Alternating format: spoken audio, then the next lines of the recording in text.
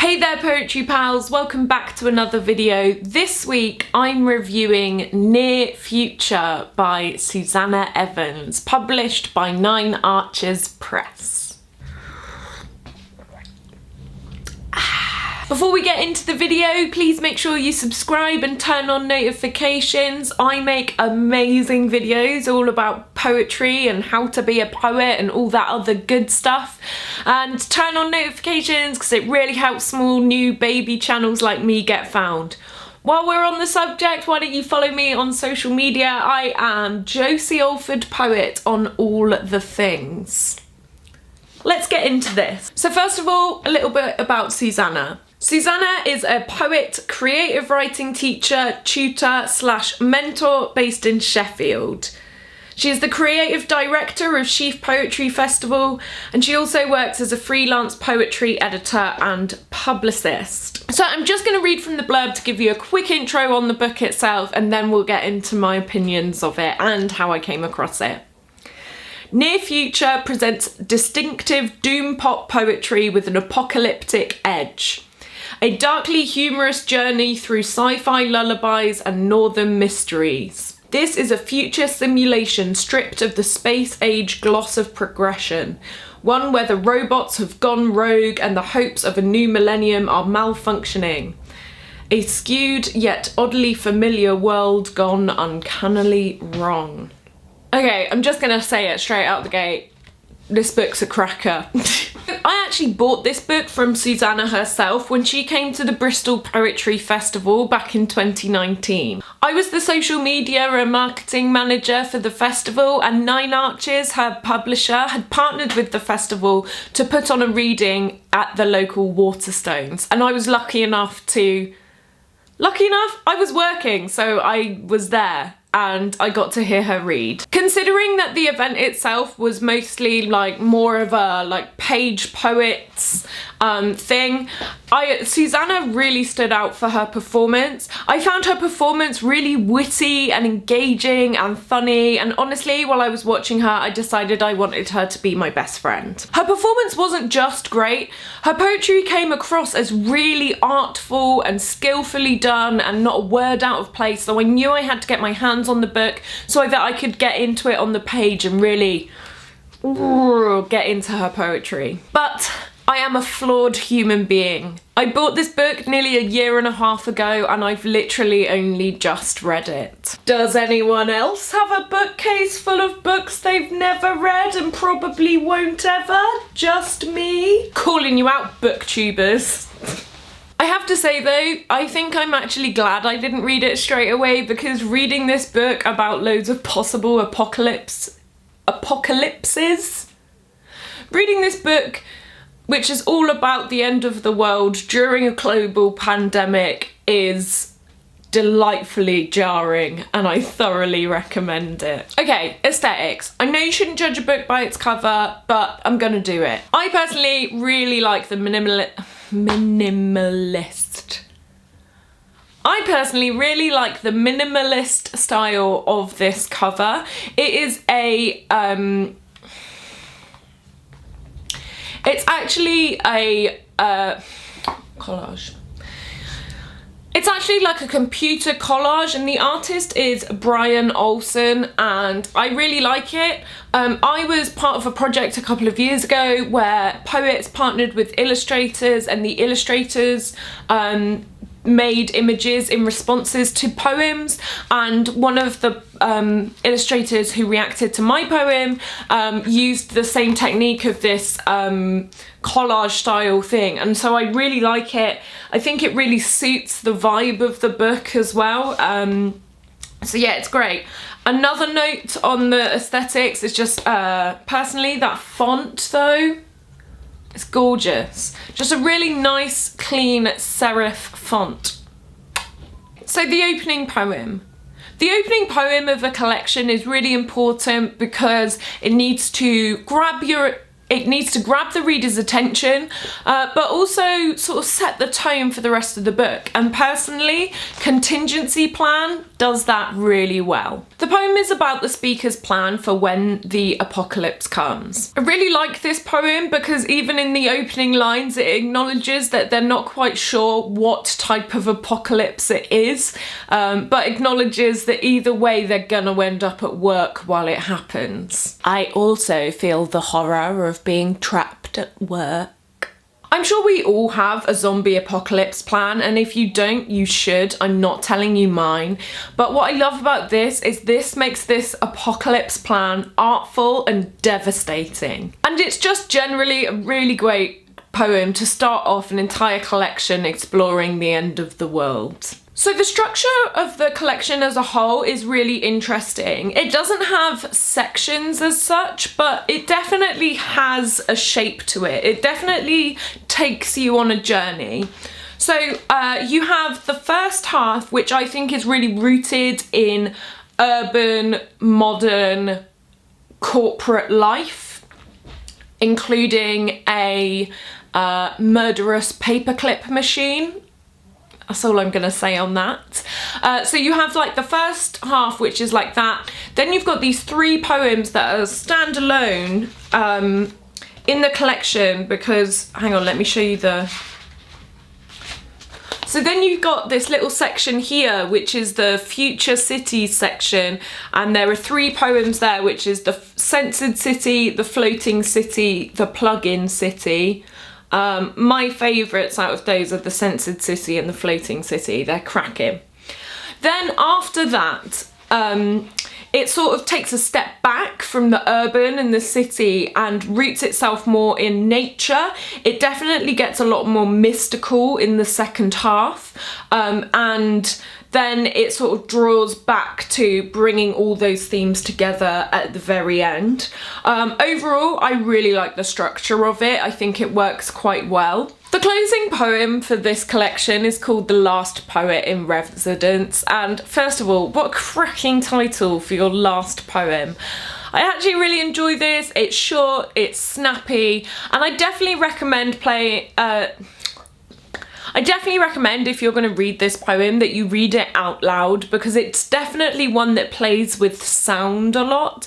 And I think this is something Suzannah does throughout her poetry, but it's the most apparent in her final thing. However, this is just a tiny niggle. It is the tiniest little thing, but I think the last 2 poems should have swapped around. I think Letter to Eternity should have been the last poem in the collection for one reason. One, I think it's a slightly stronger poem, and 2, the last line of it would just make a cracking last line for the collection as a whole, and I really like the idea of the final line of a collection to really like boom, you know. And so the last line of Letter to Eternity is, "We hope we have done the right thing." And I love it, and that should be the last line of the collection, but that's just me. It's such a personal niggle, it's, you know, whatever. Now I'm gonna go on to my favourite and least favourite poems. Yeah, no, I am gonna start with my favourite ones. Okay, so I've got 3 favourites, but my first favourite, and definitely my most favourite, is the Dumas Daughter. It's the second collection It's the second poem in the collection, and I just love it.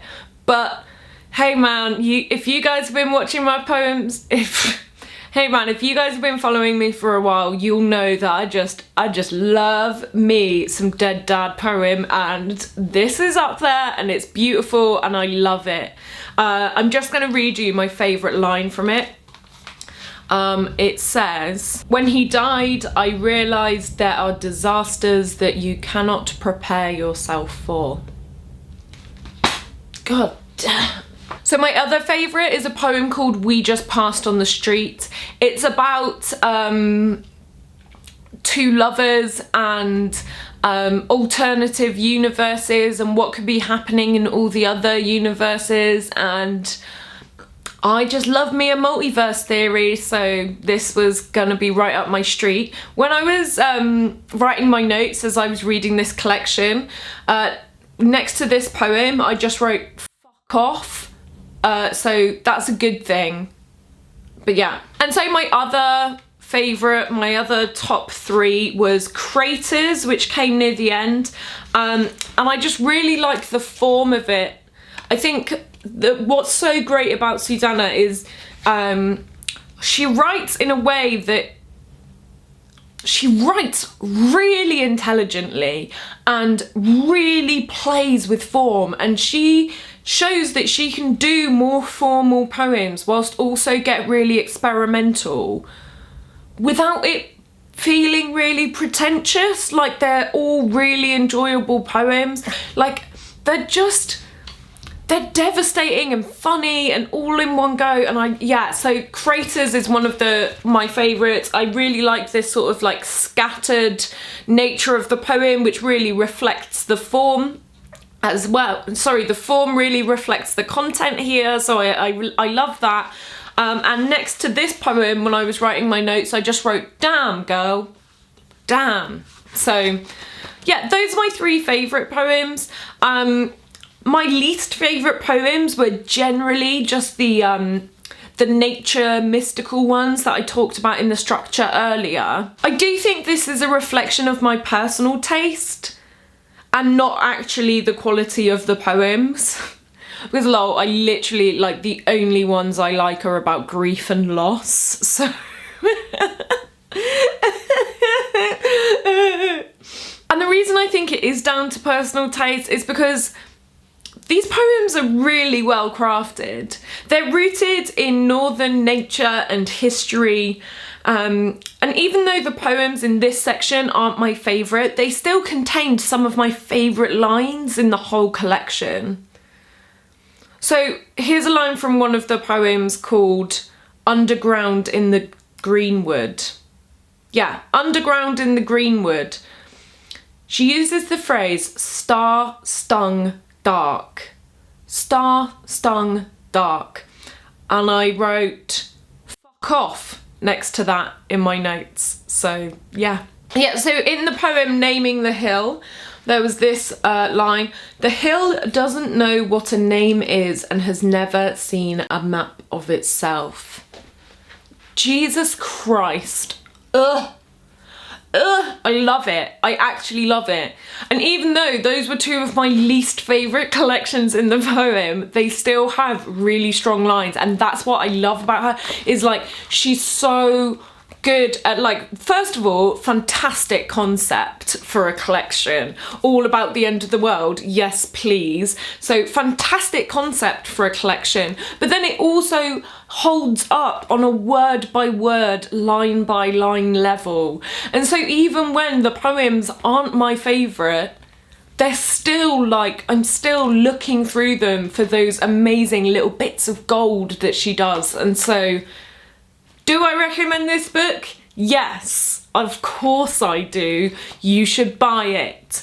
You should buy it from ninearchespress.com. Yes, I totally recommend buying this book and reading it, especially in the midst of a global pandemic. I think that instead of being anxiety triggering, it sort of like recognises your anxiety and says, yes, I feel that too. It's okay. So yeah, I definitely recommend reading it. I also love the fact that she low-key predicted this. I love that this came out in 2018 and now, and we all thought, you know, do you remember when we thought 2016 was bad? What I would give for 2018 back again, hey?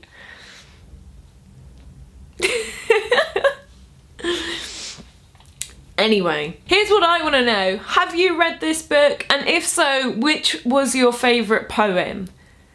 Also, Do you think there are any other books that I should read and do a review of? Sticking purely to poetry, if that's okay. I mean, by all means recommend me prose. I love me some fiction, but I won't be reviewing them. I'm just reviewing poetry on this channel. So if you've got a poetry book that you think I should be reviewing, let me know in the comments below and I will hands down do that. So that's it for this week. I hope you found this book review useful. Just again, once more, this is Near Futures by Suzannah. This is Near Future by Suzannah Evans, and you can buy it at ninearchespress.com. Thank you so much for watching. I'll see you all next week. Bye.